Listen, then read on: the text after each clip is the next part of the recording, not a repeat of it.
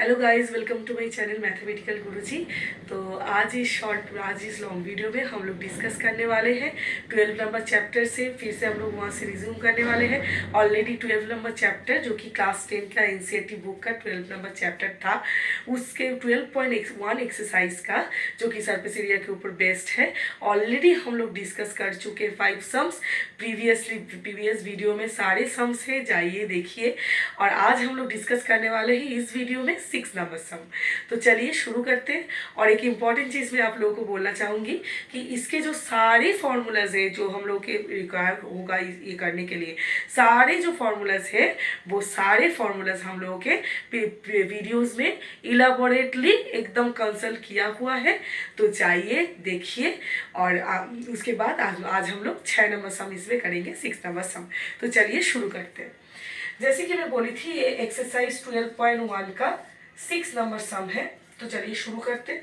अगर आप लोग गौर करेंगे एनसीईआरटी बुक में 12.1 एक्सरसाइज का 6 नंबर जो सम है उसमें ऑलरेडी डायग्राम बना हुआ है, तो वही डायग्राम मैं यहाँ पर उतार ले रही हूँ। तो ये रहा हम लोग का डायग्राम।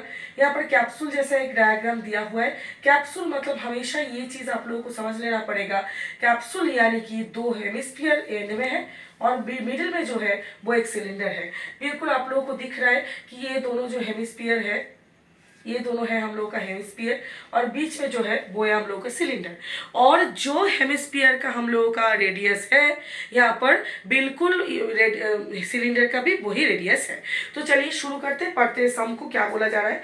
और हाँ, यहाँ पर दिया हुआ है ये जो पोर्शन है वो है 5 मिलीमीटर, यानी कि हेमिस्फीयर का जो हम लोग का रेडियस डायमीटर, यानी कि ये सिर्फ हेमिस्फीयर का ही नहीं है क्योंकि एकदम पूरा ये लगा हुआ है यहाँ पर, तो ये सिलेंडर का भी डायमीटर है, तो वो है 5 मिलीमीटर।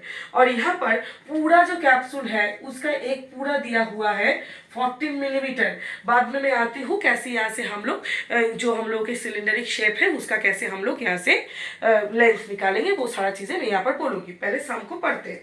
बोला गया है कि a medicine capsule is in the form of A is in the same shape of a cylinder and 2 hemispheres stuck to each of the ends, जैसे कि हम लोग के यहाँ पर पिक्चर में दिया हुआ है।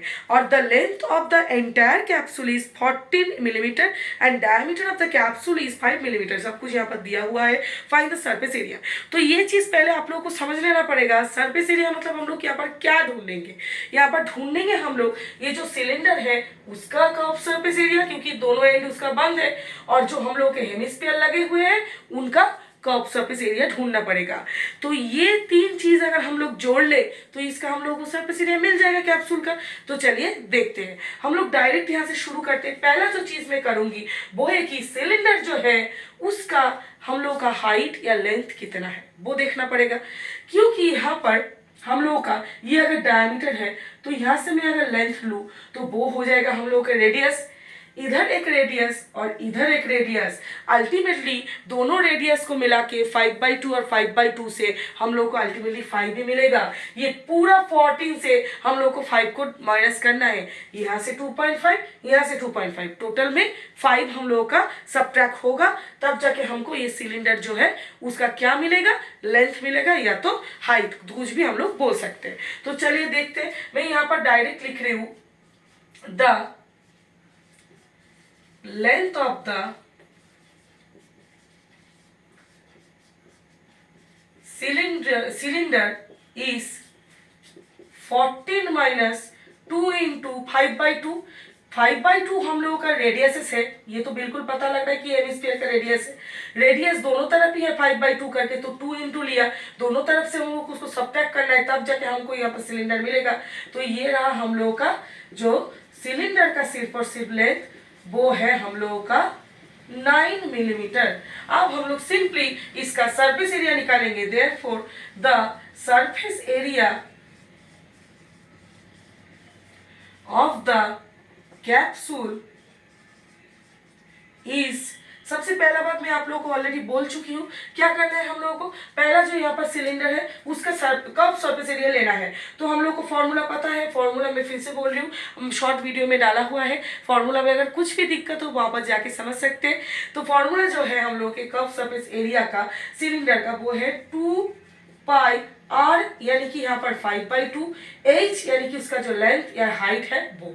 उसके बाद क्या करना है हम लोगों को, प्लस दो हेमिस्फीयर है, एक हेमिस्फीयर का क्या है 2πr², इतना ऐसा कितना हेमिस्फीयर है, दोनों का रेडियस बिल्कुल सेम है, तो क्या कितना हेमिस्फीयर है, दो हेमिस्फीयर है, तो 2 × 2πr² यानी कि 5/2 का जो है स्क्वायर, 2πr² है एक एक हेमिस्फीयर के कर्व सरफेस का एरिया, और हम लोग का सिलेंडर का है 2πr each, तो दोनों को हम लोगों को क्या करना है, जोड़ लेना है। और यहाँ पर बिल्कुल मत भूलिए कि हम लोग को यहाँ पर मिलीमीटर स्क्वायर देना है, क्योंकि हम लोग एरिया निकाल रहे हैं, यूनिट का स्क्वायर होगा। यहाँ पर 2 और 2 काटाकुटी हो गया, कैंसिलेशन हो गया, तो यहाँ पर क्या आएगा हम लोग का 5π रह गया 9, यानी कि 45π यहाँ से आ रहा है। और यहाँ पर क्या हो जाएगा हम लोग का, ये तो 4π ऑलरेडी था, और यहाँ पर क्या है 25/, हम लोग का 4 है, यानी कि इतना मिलीमीटर स्क्वायर। मिलीमीटर स्क्वायर लिखना भूलिएगा मत। तो 4 क्या हुआ, यहाँ से कैंसिल हुआ, तो यहाँ से आया 45π और यहाँ से आया 25π, तो यहाँ पर जो हो गया हम लोग का टोटल में, मैं यहाँ पर लिख रही हूँ ऑलरेडी, मैं यहाँ पर ड्रॉप कर चुकी हूँ, तो ये रहा हम लोग का 70π मिलीमीटर स्क्वायर। तो 70π यानी कि 70 × पाई का वैल्यू हम लोग को पता है, क्योंकि यहाँ पर कुछ दिया हुआ नहीं है, तो पाई का वैल्यू हम लोग बिठा देंगे 22/7, तो ये रहा 10, तो 220 जो कि है हम लोगों का आंसर। तो यहाँ पर बड़ी आसानी से हम लोग ये निकाल पाए, क्योंकि हम लोगों को फॉर्मूला पता है। फॉर्मूला अगर पता हो तो ये सम्स करने में कोई भी प्रॉब्लम आप लोगों को नहीं होने वाला है, क्योंकि बहुत सारे स्टेप्स का ये बस कॉम्बिनेशन है। तो आई होप ये वाला आप लोगों को समझ में आया है, कैसे हम लोग कैलकुलेट कर रहे हैं, कौन सा हिस्सा हम लोगों को लेना चाहिए, कौन सा हिस्सा हम लोगों को नहीं लेना चाहिए, वो पूरा चीज़ यहाँ पर जो है वो दिया हुआ है। दोनों को जोड़ के हम लोग को 70π आया है, पाई की जगह वैल्यू बिठाना है, तो ये रहा हम लोग का 220 मिलीमीटर स्क्वायर, ये हो गया पूरा सरफेस एरिया। तो आई होप कि ये वाला सम आप लोगों को समझ में आया है। अगर समझ में आया है, मेरे वीडियो से अगर थोड़ा सा भी हेल्प आप लोगों को हो रहा है, समझ में आ रहा है, तो सब्सक्राइब कीजिए, मुझे सपोर्ट कीजिए और शेयर कीजिए अपने दोस्तों के साथ। और थोड़ा सा भी अगर हेल्प हो रहा है तो ज़रूर मुझे सपोर्ट कीजिए। तो कोई भी डाउट हो, कोई भी प्रॉब्लम हो, कोई भी सम को लेके मैं हूँ यहाँ पर, आप लोग कमेंट कीजिए, मैं ज़रूर रिस्पॉन्ड करूँगी और मैं ज़रूर आप लोगों को हेल्प करूँगी। और आगे भी हम लोग सम सॉल्व करेंगे। आज 6 तक किए, नेक्स्ट वीडियो जो आएगा वो 7 के ऊपर बेस करके आएगा। तो देखिए, पढ़िए, प्रैक्टिस कीजिए। Thank you everyone.